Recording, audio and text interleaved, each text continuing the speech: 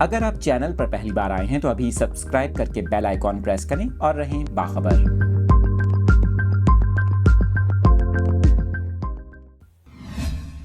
Update کر رہے ہیں اپنے ناظرین کو کراچی کے موسم کی تازہ ترین صورتحال سے متعلق۔ کراچی کے مختلف علاقوں میں کہیں درمیانی اور کہیں ہلکی بارش کا سلسلہ وقفے سے جاری ہے، جس کے باعث موسم کافی خوشگوار ہے۔ شہر میں بادل چھائے ہوئے ہیں اور ہوائیں چل رہی ہیں۔ آپ کو بتائیں اس سے قبل آج صبح سویرے ٹاور، آئی چندری گڑھ روڈ سمیت دیگر علاقوں میں بوندا باندی ہوئی، جس کے باعث موسم خوشگوار ہو گیا۔